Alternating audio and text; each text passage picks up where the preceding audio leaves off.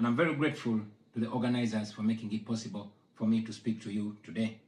In 2022, I spoke about a country that I call home, Uganda, a nation of 50 million people living under the violent military dictatorship of General Yoweri Museveni, who has for 40 years twisted the law and used the military to stay in power. I told you of how I ran for president against him in 2021, how it was the most violent political campaign yet, and how he massacred hundreds of our people on the 18th and 19th of November 2020. How he shut down the internet on the eve of the election, imprisoned me inside my home for weeks, and then declared himself winner of the 2021 presidential election.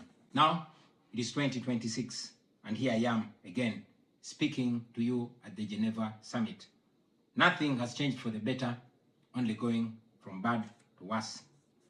Despite what happened in 2021, we were driven by hope to give it another try. So in 2025, I announced that I was running for president again.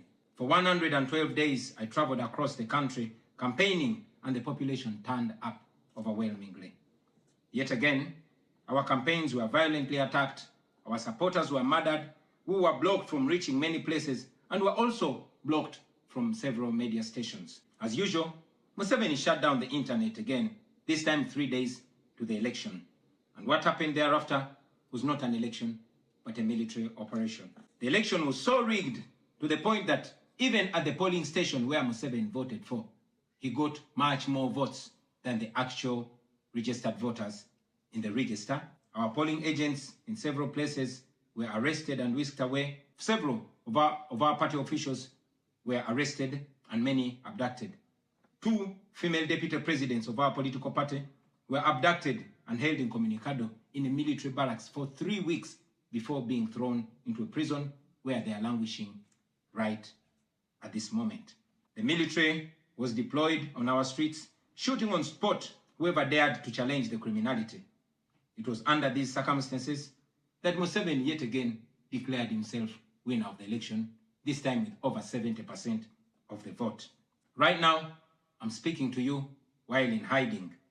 This is because as soon as the election was finished, Museveni's son, who is also chief of the Ugandan military, issued an order to take me to him, dead or alive. The military acted on his order and raided my home. They tortured my family members, humiliated and undressed my wife, accusing her of hiding me. Meanwhile, they were recording and taking pictures of her, which the military chief later on shared on Twitter and bragged about capturing my wife. They also took over my home and surrounded it, and they are occupying my home as we speak right now. My wife and children had to flee the country for fear of their lives. I am in hiding, but I don't want to be in hiding. It was necessary though, so I can stay alive and be able to speak to you right now. I've said it before and I say it again, that I'll resurface at the right time in my country.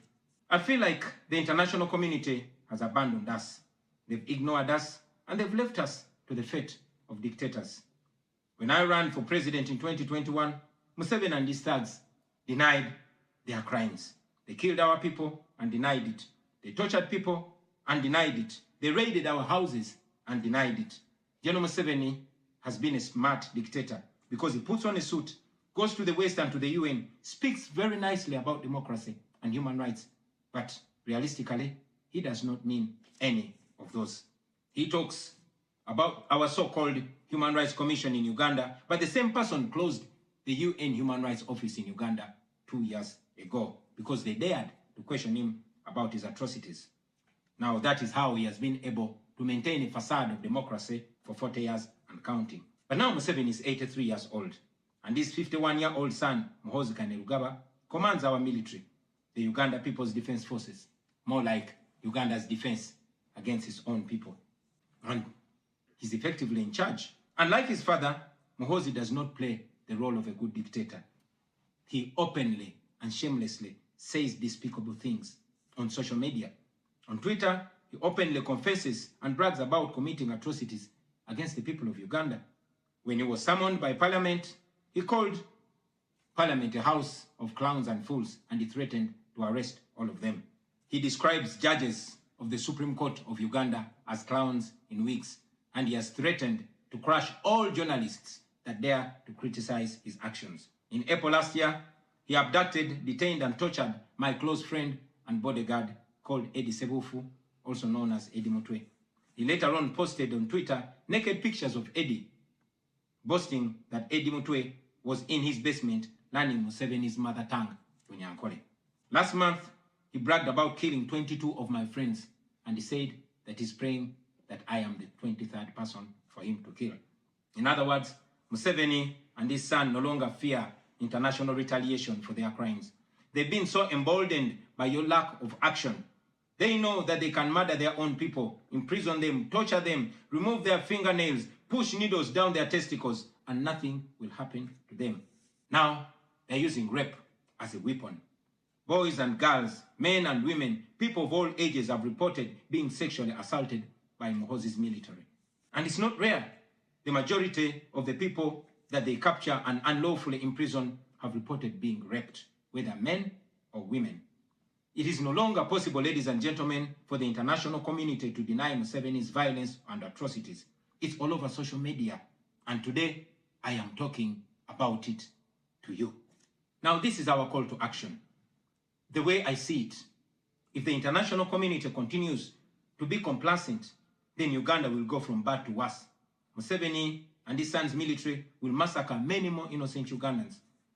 You, ladies and gentlemen, in the Western world, will be forced to grapple with millions of Ugandan refugees pouring into your countries.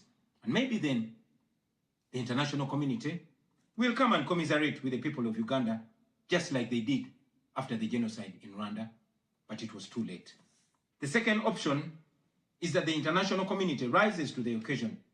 You stand by the values that you profess, democracy and human rights.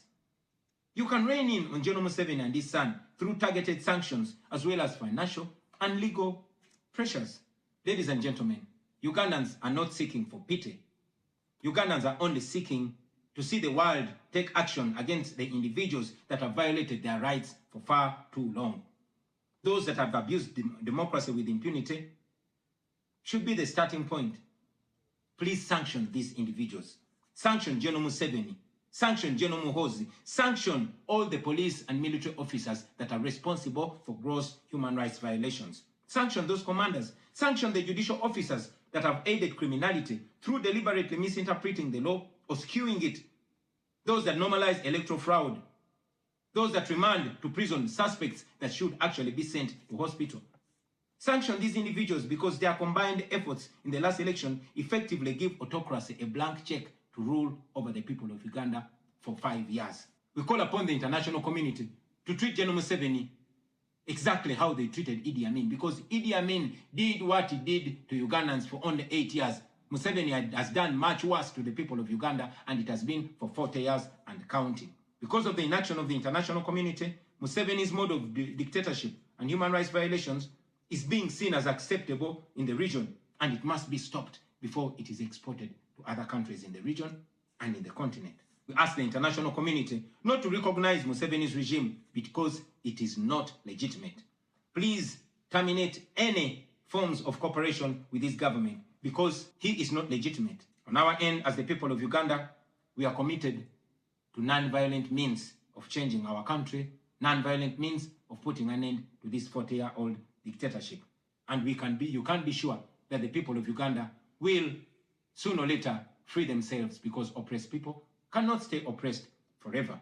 With your help, friends, with the help of the international community and development partners, we can change our country.